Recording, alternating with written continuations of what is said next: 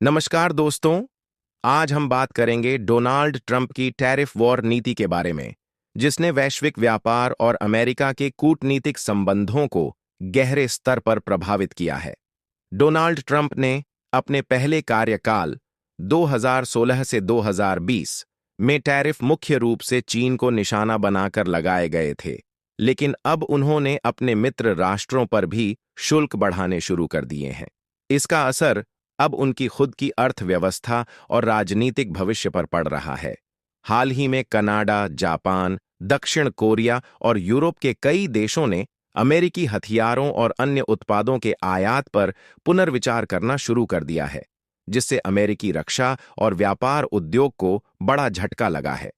सबसे बड़ा झटका हाल ही में कनाडा से आया, जिसने 88 F-35 लड़ाकू विमानों के लिए अमेरिका को दिए गए ऑर्डर की समीक्षा करने की घोषणा की है। यह सौदा लगभग $25 बिलियन का था, जो अमेरिकी रक्षा उद्योग के लिए बेहद महत्वपूर्ण था। F-35 अमेरिकी रक्षा क्षेत्र की सबसे महंगी और सबसे अधिक निर्यात की जाने वाली रक्षा प्रणाली है, और इस ऑर्डर के रद्द होने की संभावना अमेरिका के लिए एक बड़ा आर्थिक झटका साबित हो सकती है। अमेरिका के रक्षा निर्यात का एक बड़ा हिस्सा F-35 विमानों से आता है, और अगर यह सौदा रद्द होता है तो इससे अमेरिका के रक्षा उद्योग को भारी नुकसान होगा। कनाडा के इस फैसले के बाद अन्य देशों ने भी इसी दिशा में कदम बढ़ाने शुरू कर दिए हैं। जापान, जो अमेरिका का एक प्रमुख सहयोगी है, अब F-35 विमानों की खरीदारी को लेकर पुनर्विचार कर रहा है। जापान पहले ही 100 से अधिक F-35 विमान खरीदने की योजना बना चुका था, लेकिन अब उसने इस पर रोक लगाने का संकेत दिया है। जापान की यह नीति ट्रंप की टैरिफ वॉर के खिलाफ एक प्रतिक्रिया मानी जा रही है। दक्षिण कोरिया भी अमेरिका से हथियार खरीदने के बजाय अपने स्वयं के रक्षा उद्योग को बढ़ावा देने पर ध्यान केंद्रित कर रहा है, जिससे अमेरिकी रक्षा कंपनियों को एक और झटका लग सकता है। फिलीपींस, जो अब तक अमेरिका पर पूरी तरह से निर्भर था, अब भारतीय रक्षा उपकरणों की ओर रुख कर रहा है। हाल ही में उसने भारत से ब्रह्मोस मिसाइल और आकाश मिसाइल सिस्टम खरीदे हैं। यह संकेत देता है कि अमेरिका के पारंपरिक रक्षा ग्राहक अब वैकल्पिक आपूर्तिकर्ताओं की तलाश में हैं। यूरोप में भी अमेरिका के खिलाफ विरोध बढ़ रहा है। हाल ही में पुर्तगाल ने अपने 25 F-35 विमानों के ऑर्डर को रद्द कर दिया, जो कि अमेरिकी रक्षा उद्योग के लिए एक और झटका था। इसके अलावा यूरोप के अन्य देश भी इसी दिशा में सोच रहे हैं। वर्तमान में यूरोप में कुल 600 F-35 विमानों के ऑर्डर हैं, लेकिन अगर अन्य देश भी इसी तरह के फैसले लेते हैं तो यह अमेरिका के लिए एक बड़ी चुनौती होगी। डोनाल्ड ट्रंप की टैरिफ नीति को लेकर कई विशेषज्ञों का मानना है कि उन्होंने इसे सही तरीके से लागू नहीं किया।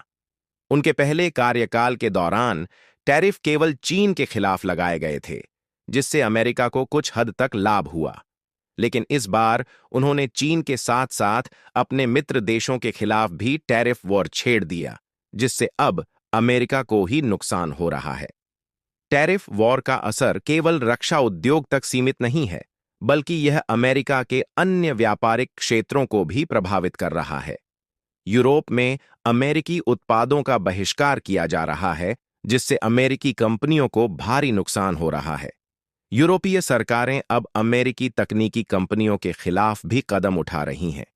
हाल ही में यूरोपीय संघ ने अमेरिकी टेक कंपनियों पर कड़े नियम लागू किए हैं, जिससे उनकी कमाई पर असर पड़ सकता है।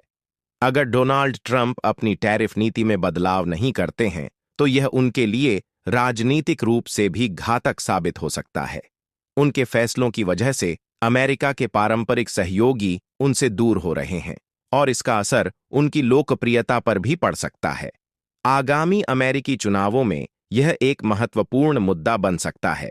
डोनाल्ड ट्रंप को अब यह तय करना होगा कि क्या वे अपनी टैरिफ नीति को संशोधित करके अपने सहयोगी देशों के साथ संबंध सुधारेंगे, या फिर अपनी नीति को जारी रखते हुए अमेरिका को और अधिक आर्थिक नुकसान की ओर ले जाएंगे। अगर वे अपनी रणनीति नहीं बदलते हैं, तो आने वाले समय में अमेरिकी रक्षा उद्योग, व्यापारिक क्षेत्र और अंतर्राष्ट्रीय संबंधों पर इसका और भी बुरा प्रभाव पड़ सकता है। ट्रंप की नीति के कारण अमेरिका का रक्षा उद्योग मुश्किल में पड़ सकता है, क्योंकि F-35 जैसे उत्पादों की बिक्री से ही अमेरिकी रक्षा कंपनियां भारी मुनाफा कमाती हैं। उदाहरण के लिए 2024 में चीन ने केवल 6 अरब डॉलर मूल्य के हथियारों का निर्यात किया था, जबकि अमेरिका अकेले कनाडा को ही 25 अरब डॉलर के F-35 बेच रहा था। इसका मतलब यह है कि F-35 का निर्यात अमेरिका के लिए कितना महत्वपूर्ण है। अगर कनाडा, जापान और यूरोपीय देश इन विमानों के ऑर्डर रद्द कर देते हैं, तो अमेरिकी अर्थव्यवस्था को भारी नुकसान होगा। अमेरिका के सैन्य बजट का एक बड़ा हिस्सा रक्षा निर्यात से आता है, और अगर यह निर्यात कम होता है, तो इससे अमेरिका की रक्षा रणनीति भी प्रभावित हो सकती है। इस समय अमेरिका को चीन और रूस जैसे देशों से चुनौती मिल रही है, और अगर उसकी सैन्य क्षमता कमजोर होती है, तो यह वैश्विक शक्ति संतुलन को भी प्रभावित कर सकता है। अमेरिका के मित्र देशों में टैरिफ वॉर के खिलाफ असंतोष बढ़ता जा रहा है। यूरोप, जो अमेरिका का एक महत्वपूर्ण व्यापारिक साझेदार है, अब अमेरिकी उत्पादों के बहिष्कार की नीति पर काम कर रहा है। हाल ही में फ्रांस और जर्मनी ने संकेत दिया कि वे अमेरिकी तकनीकी कंपनियों पर नए कर लगा सकते हैं, जिससे अमेरिकी कंपनियों को बड़ा नुकसान हो सकता है। यूरोपीय संघ पहले ही अमेरिकी कंपनियों के खिलाफ कड़े नियम लागू कर चुका है, और अगर अमेरिका अपनी टैरिफ नीति नहीं बदलता है, तो यूरोप भी जवाबी कार्रवाई कर सकता है। इससे अमेरिकी अर्थव्यवस्था को और भी नुकसान हो सकता है। टैरिफ वॉर का असर केवल आर्थिक स्तर पर ही नहीं, बल्कि राजनयिक स्तर पर भी दिख रहा है। अमेरिका के पारंपरिक सहयोगी अब अन्य विकल्पों की तलाश कर रहे हैं। भारत, जो अब तक अमेरिका का एक महत्वपूर्ण रक्षा साझेदार रहा है, अब रूस और फ्रांस से अधिक हथियार खरीद रहा है। हाल ही में भारत ने राफेल लड़ाकू विमान और S-400 मिसाइल सिस्टम की खरीद के लिए फ्रांस और रूस के साथ बड़े सौदे किए हैं। यह संकेत देता है कि अमेरिका की टैरिफ नीति के कारण उसके सहयोगी देश अब अन्य आपूर्तिकर्ताओं की ओर रुख कर रहे हैं। अगर यह प्रवृत्ति जारी रहती है, तो अमेरिका का रक्षा निर्यात गंभीर रूप से प्रभावित हो सकता है। डोनाल्ड ट्रंप की टैरिफ नीति का एक और बड़ा प्रभाव यह हुआ है कि अब कई देश अपनी स्वदेशी रक्षा उत्पादन क्षमता को बढ़ाने पर ध्यान केंद्रित कर रहे हैं। जापान, दक्षिण कोरिया और भारत जैसे देश अब अपने स्वयं के लड़ाकू विमान, टैंक और मिसाइल सिस्टम विकसित करने में निवेश कर रहे हैं। इससे अमेरिकी रक्षा कंपनियों की निर्भरता कम हो सकती है, जिससे अमेरिका के रक्षा उद्योग को दीर्घकालिक नुकसान हो सकता है। यदि अमेरिका अपने मित्र देशों के साथ संबंध सुधारने में विफल रहता है, तो इससे उसकी वैश्विक स्थिति कमजोर हो सकती है। आने वाले समय में यह देखना दिलचस्प होगा कि डोनाल्ड ट्रंप अपनी नीति में बदलाव करते हैं या नहीं। अगर वे अपनी टैरिफ नीति को जारी रखते हैं, तो इससे अमेरिका के मित्र राष्ट्र और भी दूर हो सकते हैं, जिससे अमेरिकी अर्थव्यवस्था और रक्षा उद्योग को भारी नुकसान हो सकता है। दूसरी ओर, अगर वे अपनी नीति में बदलाव करते हैं और मित्र देशों के साथ व्यापारिक संबंध सुधारते हैं, तो इससे अमेरिकी अर्थव्यवस्था को स्थिरता मिल सकती है। फिलहाल यह कहना मुश्किल है कि डोनाल्ड ट्रंप क्या फैसला लेंगे, लेकिन यह निश्चित है कि उनकी टैरिफ नीति का असर वैश्विक स्तर पर लंबे समय तक बना रहेगा।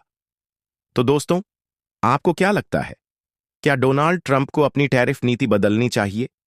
अपनी राय हमें कमेंट सेक्शन में जरूर बताएं। जय हिंद, जय भारत।